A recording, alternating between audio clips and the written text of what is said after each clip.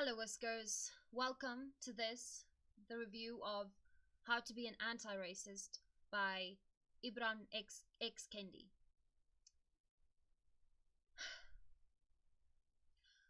I'm going to divide this review up into chapters because I'm going to do a little bit of an introduction first, since one does not just pick up a book like this without any political motivations or personal reasons. So I'm going to go into that. Then in the last section, I'm going to compile some meaningful clips from the book. So if you just want to skip to the section of your choice, click on the chapters below. So why did I choose to pick up this book? It all started back at the very beginning of lockdown, when Ahmaud Arbery came into the news and he was shot in the street by two men. And I was startled that there was a debate about whether or not this murder was righteous, whether it was murder. It seemed ridiculous to me. And my family and I said, yeah, look, America, such a weird place. How can this be acceptable? And it was upsetting. And then things got worse. A whole lot worse, with the stories of George Floyd and Breonna Taylor and so many coming out. And America burned. And I was shook, because I went and Googled how many peaceful protests in the name of Black Lives Matter had there been before the riots. More than 3,000. More than 3,000 individual events where people had come together and pleaded with other Americans and with their state to please stop killing them. And it had not worked. So, yes, obviously riot. Riots are the voice of the unheard, and they had no choice. They obviously were not going to be heard with another peaceful protest, because America continued to allow this. If my people were being shot in the street and we knew about it, and the state supported it, yes, South Africa would riot as well, and I would be right there with them. This is unacceptable. And anyone who is well informed and has to think twice about that, no, something's wrong. Something's deeply wrong. So, obviously there was a lot more coverage of it, especially online. And I've been watching a channel for a few years now, for Harriet. I will link the video down below, where she does an interview with a man named Ibram X Kendi, where he's talking about his new book, How to Be an Anti-Racist. So Kendi lays out the premise of his book as the following. There are three types of people in this racial struggle. There are the racists, people who actively support policies and ideas that seek to divide, undermine, or unfairly privilege or denigrate one racial group over the other. Then there are the non-racists, who sit idly by and watch. And then there are the anti-racists, the people actively supporting and promoting ideas and policies of racial equality, trying to set right what has been done in the past and creating a future where racial groups are truly equal with each other. And I had never been a racist, but since university and studying in the humanities, I had been an anti-racist. I had just not known how to be an anti-racist. So this book sounded perfect for me. But the truth is, I had not known exactly what to expect. I had not dreamed to expect that a book written by an American would take into account much outside the scope of America. Very few Americans know that the rest of the world really exists. So I had a glimmer of a hope that maybe there would be some general appeal, but it is difficult. Every country's past and racial struggles are different. Every country's demographics look different, and all of that really influences the attitudes, policies, and issues around race that country faces. And I mean, in South Africa, we have a lot more racial complications than white and non-white, or white and person of color. There's a lot more to it, and I guess we need a book ourselves on the complexities of being a South African. But okay, I had not expected there to be so much of his personal story. It's sort of like his memoir going through this anecdotal story of Kendi, a young black man who starts with internalized racism, becomes a non-racist, then sort of becomes a pro-black racist, and then later shifts into the anti-racist. Okay. And then later shifts into the anti-racist we know today. I had also not expected that to be such a big part of the story.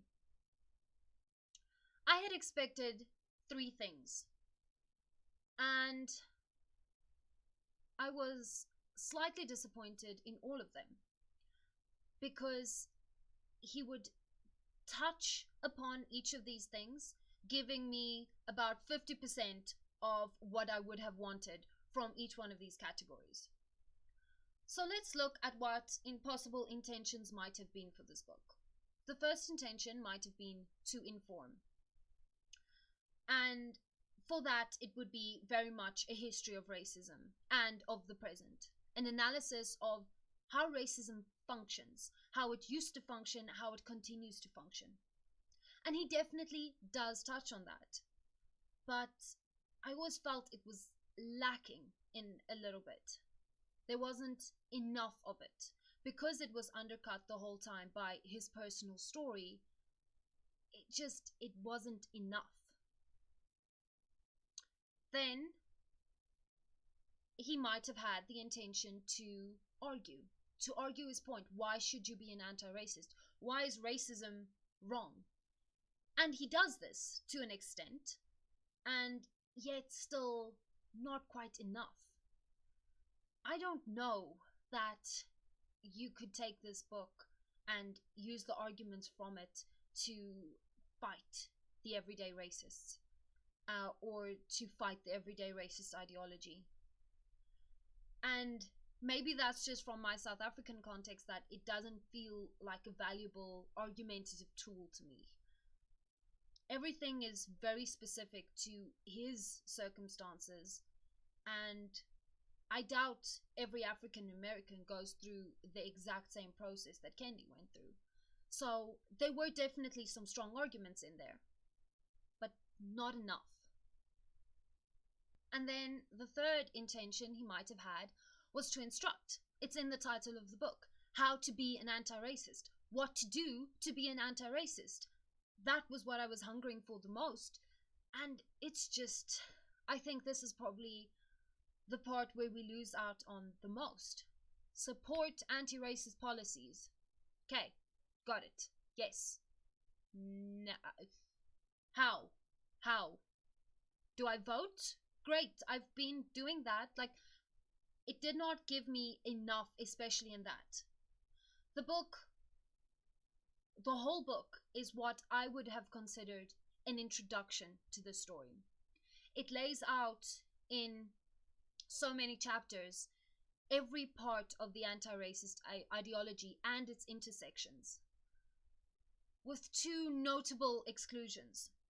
So it deals with anti-racism and its link with feminism, and how you can't really be in support of black people without being in support of all black people, that means also thinking about the implications that has on Black women and the intersection of those underprivileges. And he does the same for the LGBT community. But he does not quite, because gender identity and ableism is conspicuously absent.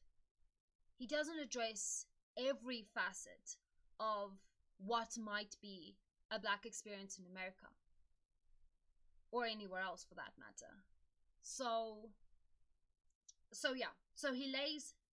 that aside, he lays all of this out. He lays out the whole ideology with some arguments, with some historical context, and with his story, his memoir, going through the whole thing. And then that's it. That would have been to me the introduction, and there's just no more. There's nothing after that. There's no how to be practical. What?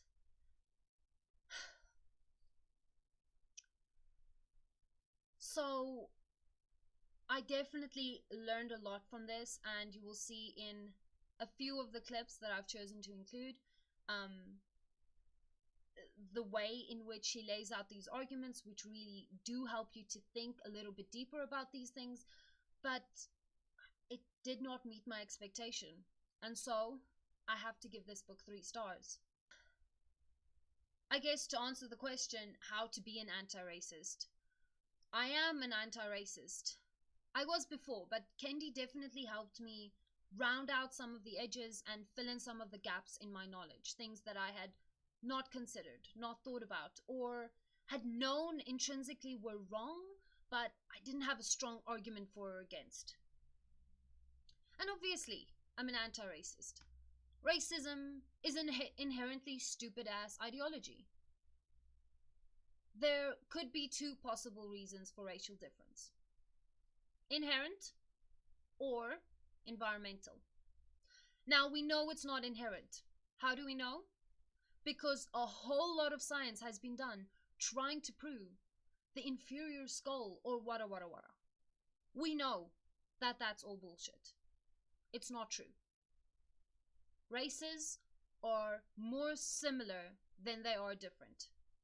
And there is no brain capacity, none of that nonsense. We are the same. It's just phenotypes.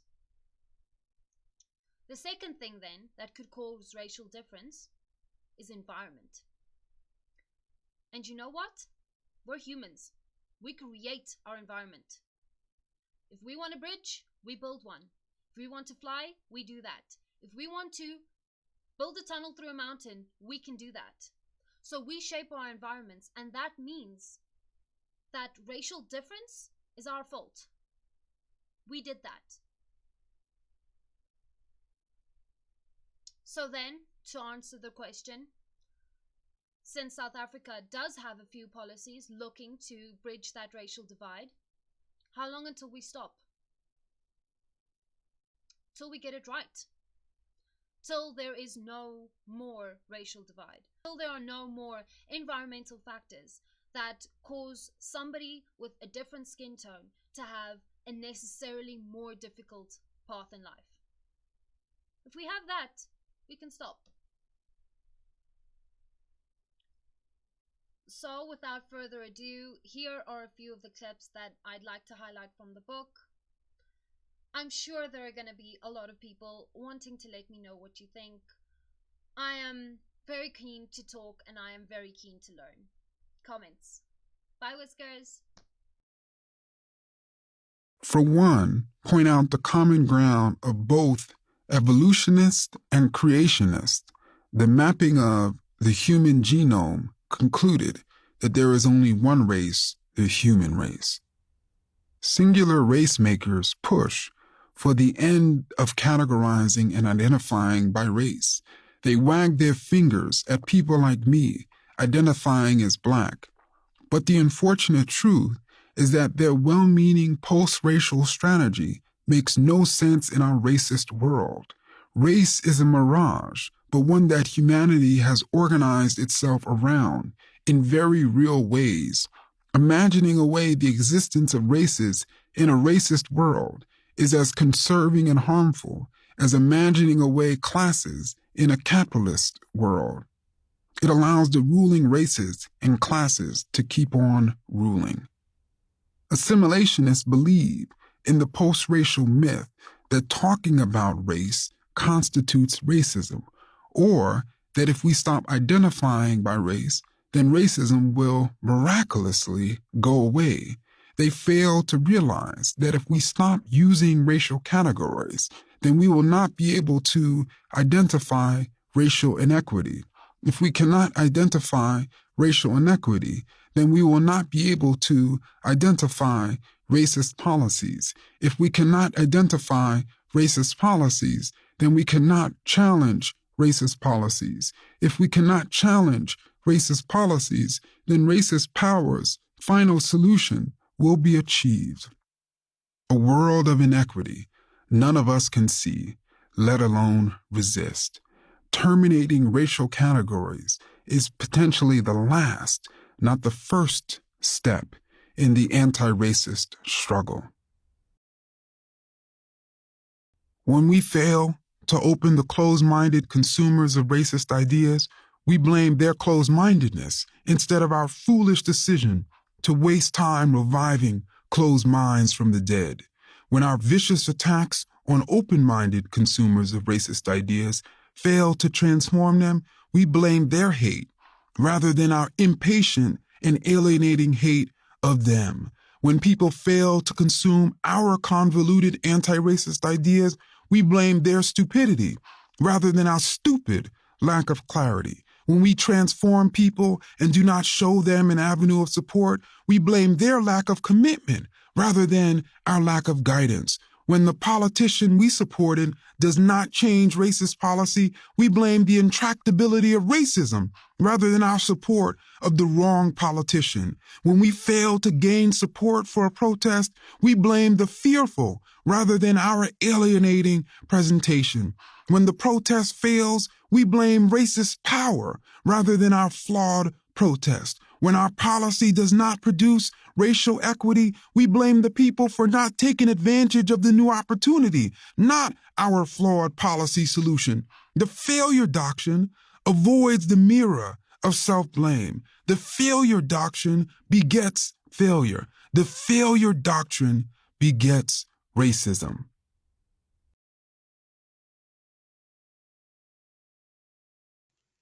Hello, Whiskers.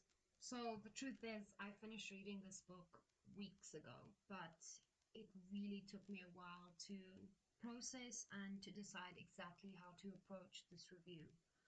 Um, Honestly, I've just sort of finished editing and I'm still not sure about it. Um, but yeah, I obviously uploaded, so here's to me taking this leap of faith and trusting that I guess my intentions will not be misunderstood. I think this book is valuable, but I also think that it probably requires some additional reading, that this is not enough.